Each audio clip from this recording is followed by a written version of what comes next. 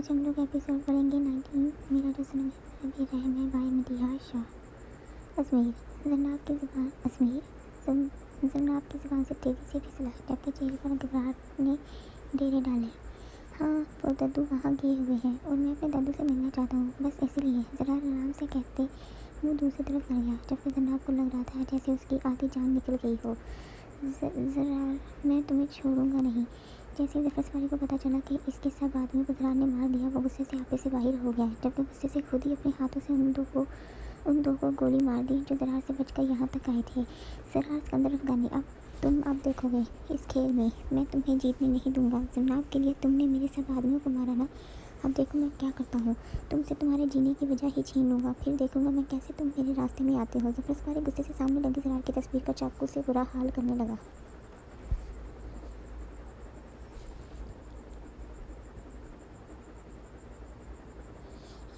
ये इतनी खामोश क्यों है, जैसे इसको पता हो कि कुछ हुआ है। अभी वो कुछ देर पहले ही अजमेर पहुंचे थे, जब एक ड्राइवर इनको लेने के लिए पहले से ही मौजूद था। अभी वो गाड़ी में थे जब ज़रार जन्नाब को इतना खामोश देख परेशान हो रहा था। कुछ देर बाद ही झटके से गाड़ी रुकी। जन्नाब ने चुन कर सामने देखा तो वो लोग हॉस्पिटल पहुंच गए थे। ज़रार ने उसकी तरफ बहुत गौर से देखा, जबकि वो दोनों गाड़ी से बाहर आए थे। ज़रार आराम से अंदर जाने के लिए आगे बढ़ा था, लेकिन वो जैसे ही ये जगह देख जम सी गई थी। जन्नाब को अपने कदम भारी होते लग रहे थे, इससे बिल्कुल भी चला नहीं जा रहा था। वो खुद मुश्किल से खुद को घसीटते अंदर की तरफ बढ़ी थी। ब्रो, अच्छा हुआ आप लोग आ गए। जैसे ही ज़रार अंदर दाखिल हुआ, सामने ही लिफ्ट से आकर बाहर आते उसको मिला था। सर तुम यहाँ कैसे? ज़रार ने हैरानगी से पूछा। ब्रो लंबी कहानी है, बाद में बताता हूँ। भाभी हाजिर जन्नाब को देख उसकी तरफ मुतवज्जो हुई तो ज़रार ने भी उसकी तरफ देखा। जन्नाब इससे पहले जन्नाब हाजिर से कुछ कहती या पूछती, उसको अपनी ताई की आवाज़ सुनाई दी तो जन्नाब जल्दी से उनकी तरफ लपकी। ताई वो जन्नाब उनके गले लगी, बहुत मुश्किल से खुद को कंट्रोल करते चुप हुई थी। जन्नाब बेटा, हमें तुम्हें कुछ बताना है। नीता बेगम अपने आंसू साफ करती बोली थी। ताई मैं आपसे बाद में बात करती हूँ। जन्नाब को कुछ ठीक नहीं लग रहा था, इसलिए वो कहते तेज़ी से लिफ्ट में गई जो बंद होने वाली थी। जन्नाब नीता बेगम मायूसी से रोने लगी। जन्नाब बहुत हिम्मत करती रूम में दाखिल हुई, जहाँ पर सिर्फ रज़ा मौजूद थे। जन्नाब उनको देखते सीधी बेड की तरफ देखने लगी। हिकमत बुखारी की हालत देख ही पता चल रही थी वो हद से ज़्यादा कमज़ोर हो चुके थे। जन्नाब शौक से अपने मुंह पर हाथ रखती अपनी आवाज़ का गला घोटने लगी। वो बोलना चाहती थी, उनको पुकारना चाहती थी, लेकिन इसमें हिम्मत ही नहीं हो रही थी। दद्दू, वो अपनी आंसू अपने अंदर उतारते हिम्मत से पास बैठी। दद्दू देखो दद्दू, मैं आ गई। जन्नाब उनकी हालत देख रज़ा की तरफ देखने लगी। वाट, एक मिनट दद्दू। हिकमत बुखारी।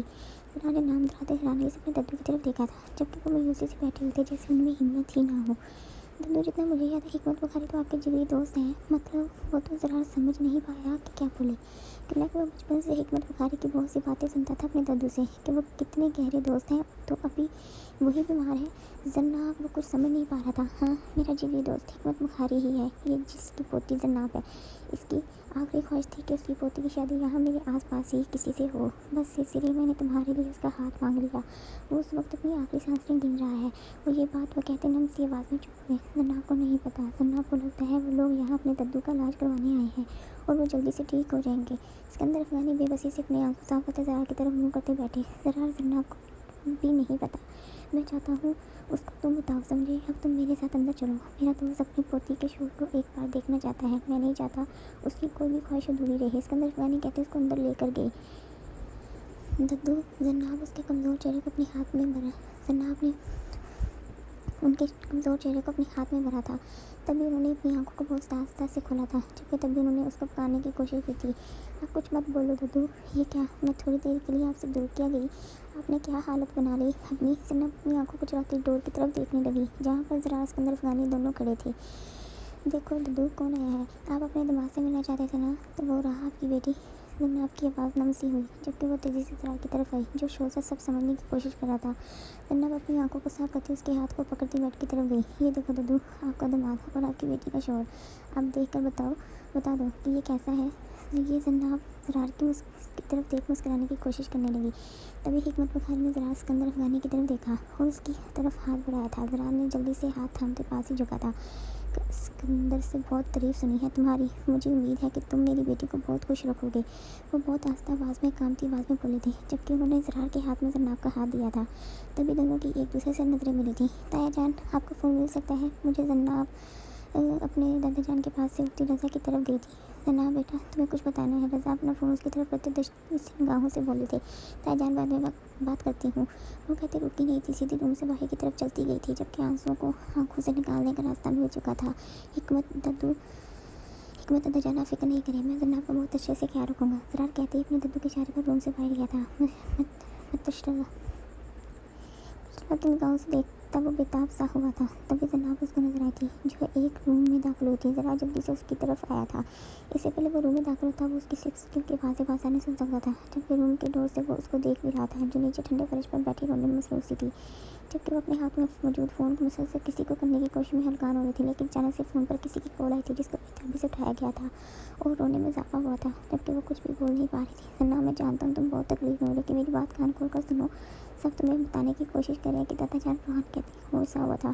तुम जानती हो मैं कि वो क्या बोलने की कोशिश कर रहा हूँ। रोहान उसकी हालत को देख समझ रहा था। जनाब, ये चंद पल है, सिर्फ उनके साथ हिम्मत करके गुजार लो। नहीं जनाब, मैं रोते मुश्किल से कहते सर हिलाया था और फ़ोन को बंद करते रूम से बाहर आई थी और तेज़ी से अपने दद्दू के रूम की तरफ भागी थी। ज़रा उसकी हालत देख समझ चुका था, जबकि वो भी उसके पीछे गया था। क्या ये अपने बाबा से बात कर रही थी? ज़रा के दिल में सवाल आया था।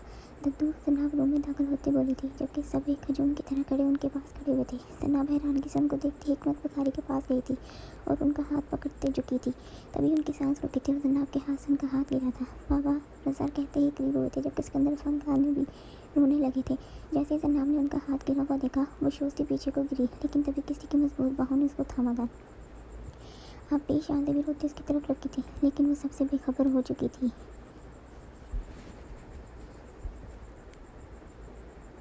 जन्नाब बेटी की तबीयत अब कैसी है? सिकंदर खान ने जैसे ही नीदा बेगम को रूम से आते देखा, फिक्र से दरियाफ्त किया। खामोश है, बस कुछ बोल नहीं रही। मैंने सब कुछ बता दिया उसको, लेकिन वो एक भी लफ्ज़ नहीं बोली। कुछ खाया उसने? सिकंदर खानी ने हाथ में प्लेट देखते पूछा। कुछ भी नहीं, 2 दिन से ऐसे ही कर रही है, ना बात करती है ना कुछ खाती है। मुझे बहुत फिक्र हो रही है उसकी। नीदा बेगम अपने आंसू साफ करती मुश्किल से बोली। नीदा बेटा, खुद को संभालो, सब कुछ ठीक हो जाएगा। अभी ये वक्त उसके लिए थोड़ा सा मुश्किल है, ऊपर से उसको कुछ पता नहीं था तो उसकी तकलीफ़ और ज़्यादा गहरी हो जाती है। तुम मुझे ये बताओ, रूहान कब आ रहा है? उसका काम हुआ नहीं? सिकंदर खानी ने हिकमत से सुना था कि जनाब उसके बाद किसी से अगर करीब है तो वो रूहान है, बस इसीलिए कल तक आ जाएगा। वो टिकट कल ही की मिली है उसको। नीदा बेगम आस्तीन से बोली। आंटी, ये मुझे दे दें। अभी वो खड़ी थी, इससे पहले सिकंदर खानी कुछ कहते ज़रा ने उनके आगे हाथ करते अपनी मौजूदगी का एहसास दिलाया, जबकि सिकंदर खानी को बहुत खुशी हुई और नीदा को इशारा किया प्लेट देने का। नीदा बेगम ने ज़रार के सर पर हाथ फेरते प्लेट उसकी तरफ की तो वो आराम से अंदर गया। जैसे ही वो रूम में दाखिल हुआ, रूम में पूरी तरह अंधेरा ही छाया हुआ था, जबकि हल्की सी मध्यम लैंप की रोशनी रूम में चांदनी सी चमक का एहसास दिला रही थी। रूम कुछ खास बड़ा तो नहीं था, लेकिन अब इतना भी छोटा नहीं था। सामने ही बैठी उसके दाएं तरफ एक अदद सोफ़ा पड़ा हुआ था, जबकि बाईं तरफ खिड़कियां थी जिन पर पर्दे लगे हुए थे, जबकि खिड़कियों के साथ थोड़े से फासले पर एक और डोर था जो वॉशरूम का था। ज़रा ने पूरे रूम को एक नज़र देखते हैरानगी से पूरा रूम देखा, पुनः कि उसको जन्नाब नज़र नहीं आई थी। तभी सोफे के पास किसी चीज़ की आहट हुई तो ज़रा उस तरफ गया। जैसे ही सामने देखा, वो सोफे के पीछे सोफे से टेक लगाए आराम से अपने घुटनों में सर रखे बैठी हुई थी। ज़रा प्लेट टेबल पर रखता सोफे के पीछे की तरफ गया। आज वो 3 दिन बाद उसको देख रहा था, क्यों ना कि यहाँ के सारे काम ज़रा लोगों ने ही किए थे, इसलिए उसको एक बार भी टाइम नहीं मिला था। वो जन्नाब को देखना चाहता था, पर कामों की वजह से वो आ ना सका। लेकिन वो पल पल उसकी हालत के बारे में सबसे सुन रहा था।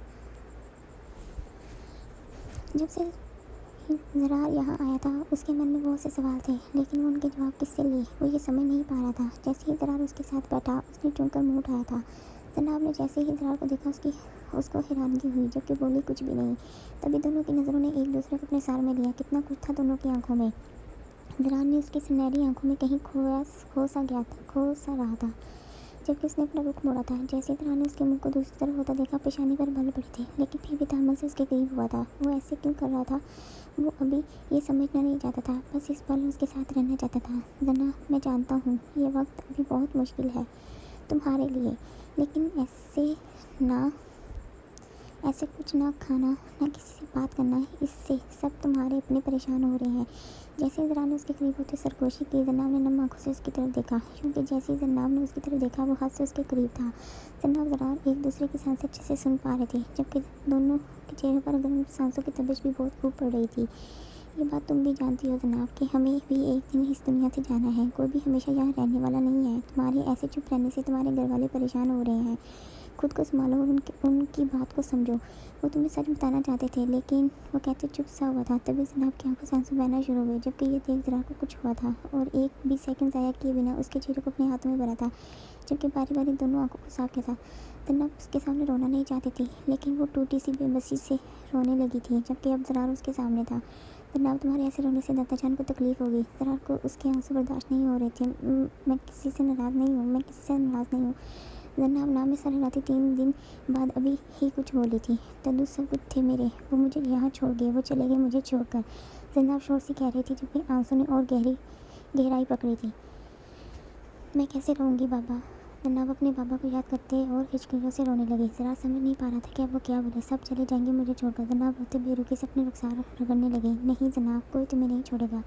मैं हूँ तुम्हारे पास, मैं वादा करता हूँ मैं हमेशा। सब चले जाएंगे मुझे छोड़कर। जनाब रोते बेरुखी से अपनी रुखसार रगड़ने लगी। नहीं जनाब, कोई तुम्हें नहीं छोड़ेगा। मैं हूँ तुम्हारे पास, मैं वादा करता हूँ मैं हमेशा तुम्हारे साथ रहूँगा। तुम्हें कभी खुद से दूर नहीं जाने दूँगा। प्लीज़ ऐसे रोना बंद करो। तुम जब भी मुझे पुकारोगी मैं तुम्हारे पास ही हूँगा। जरार पे देर उसके आंसू साफ करता खोया सा बोला था जबकि वो रोते ताज्जुब से देखने लगी थी। जबकि तभी दोनों की निगाहें मिली थी और कितनी ही देर वो ऐसे खोए रहे थे जबकि सांसें अपना ही असर बांधे हुए थी। वो खुद को ना चाहते हुए भी रोने से रोक नहीं पा रही थी। चलो, रानी कहते ही उठकर उसके आगे हाथ किया था। जन्नाब ने बेहतर इश्कों से उसकी तरफ देखा था। जरा उस लम्हे में कहीं कैद सा हो गया था जबकि वो अपना हाथ आस्तीन से उसके हाथ में दी गई थी जिसको मुकाबले ने मजबूती से थामा था। बैठो। वो उसको शानों से पकड़े बिठाते हुए टेबल की तरफ गया था और प्लेट लेते ही बेड पर उसके पास बैठा था जबकि जन्नाब अपनी आंखों को साफ करते उसको देखने लगी थी। मैंने आज से पहले ऐसे सिर्फ दद्दू को एक बार और 2 बार आई थिंक आबिश चाची को अपने हाथों से खाना खिलाया। चलो। वो चम्मच उसकी तरफ करते मौजू बदल सा गया जबकि जनाब उसको ऐसे मुस्कुराते देख आराम से चम्मच को मुंह में रख दी। जनाब आपी ने खाना खा लिया। वो भी जरा अजीब के हाथ से शान से खुशी के साथ कफली से बोली। हाँ, वो उनके शोहर हैं, जाहिर है उनके हाथ से खा ही लेंगी। अभी शान से जाने ही लगी थी जब बाजार करीब आते बोला था, पता है मुझे कि वो आपी के शोहर हैं लेकिन मैं भी तो बहन हूँ। जब मैं गई थी तो तब तो नहीं खाया था। शान से मुँह बनाते नाराज़गी से बोली। माय डियर शान, अब तुम खुद सोचो, तुम बहन हो और वो उनके शोहर जो हमेशा उनके साथ रहने वाले हैं। तो भाभी अपने शोहर के हाथ से खाना खा ही लेंगी ना। अब वो बहन को तो हर वक्त ऊपर रख नहीं सकती। याद नहीं, ये कहते ही उसको गुस्सा दिलाया जबकि वो मुश्किल से अपनी हंसी को रोक पाया था। तुम्हारा मतलब क्या है कि मेरी आपकी हमसे ज़्यादा प्यार राजी जिसे करने लगी है। शान से कारदार लेडी में बोलती अपने रूम की तरफ गई तो आदर उसकी हालत देखते उसके पीछे भागा था। चलो अब तुम आराम करो। ज़रा उसको लेटने का इशारा करते उसके करीब बैठा तो वो जल्दी से लेटी जबकि उसका ये रूप देख हैरान थी। इस पर उसकी आंखों में इसके लिए कितना मान इज्जत एहसास परवाह थी। क्या हुआ, ऐसी क्या देख रही हो? बहुत अच्छा लग रहा हूँ क्या? वो एक आंख दबाते उसके ऊपर कंबल दुरुस्त करते पास ही बैठा। जनाब उसके ऐसे करने से पुजल सी हुई जबकि जल्दी से आंखें बंद करना ही बेहतर समझा। ब्रो, आपकी कॉफ़ी। अभी ज़रा सिकंदर अफगानी के साथ कब्रिस्तान से आया ही था जब आज़र उसके लिए कॉफ़ी लेकर आया तो वो जो सोफे से टेक लगाए हुए था चुनकर इधर उधर देखने लगा। क्या कोई आया हुआ है? ज़रा सामने सिटिंग रूम की तरफ देखते आज़र से मुखातिब हुआ। पता नहीं ब्रो, मैं भी अभी ऊपर से आया था जब नीता आंटी ने आपके लिए कॉफ़ी दे दी तो मैं भी इधर ही आ गया। आज़र ने जवाब देते ही सामने शांति को देखा जो उस तरफ ही आ रही थी। जीजू आप आ गए। शांति आज़र को पूरी तरह इग्नोर करते ज़रा से इस्तेफसार करने लगी। साली साहिबा अभी आया हूँ। ये छोड़ो, ये बताओ कि कोई आया हुआ है क्या? तभी आज़र के फ़ोन पर रिंग हुई तो वो वहाँ से वॉकआउट कर गया। जी, वो हमारे कुछ रिश्तेदार पाकिस्तान से रोहान भाई के साथ आए हैं। अभी कुछ देर पहले ही। शांति ने मुस्कुराते जवाब पास किया। ओह, तो जनाब के मॉम डैड भी आ गए हैं क्या? जैसे ही जरा ने यह पूछा शांति ने हैरानगी से उसकी तरफ देखा था। जीजू, वो मध्यम सा कहती उसके करीब हुई। उन्होंने कहाँ से आना था? वो लोग तो नहीं है। शांति को बहुत गहरी हैरानगी हुई थी कि जरा जीजू को यही नहीं पता कि जनाब अभी के माँ बाप नहीं है क्या? क्या मतलब है? रानी चुनकर पूछा। मतलब जीजू कि वो तो तभी इस दुनिया से चले गए थे जब जन्नाब भी छोटी थी। तभी तो हम लोग इस्तांबुल से पाकिस्तान चले गए थे। शांति जरार को शोर सा देखती फिर से बोली। इसीलिए आप ही दद्दू के बहुत करीब थी। दद्दू जान ने बहुत प्यार दिया आप ही को। लेकिन अब आप ही फिर से ठीक हो जाएंगी। मुझे पता है क्यों ना कि रोहान भाई जो आ गए हैं। शांति एकदम खुश सी हुई थी। रोहान जनाब का भाई है क्या? नहीं जीजू, रोहान भाई मेरे भाई हैं। मतलब आप ही के कज़न वो क्या है ना। रोहान भाई और जनाब अभी एक दूसरे के बहुत अच्छे दोस्त हैं। शांति मुस्कुराते जरार को गुस्से सा कर गई। शायद तुम यहाँ हो और मैं तुम्हें ऊपर ढूंढ रही थी। ये पकड़ो और ऊपर लेकर जाओ। रोहान ने कहा है कि जनाब का और उसका नाश्ता ऊपर रूम में भेज दूँ। जल्दी से लेकर जाओ। निदा बेगम खुशी से कहती उसको खाने की ट्रे थमाने लगी। मतलब वो सिर्फ कज़न है। ज़रा के दिल में से एक आवाज़ आई और गुस्से से ऊपर की तरफ क्या जारी है।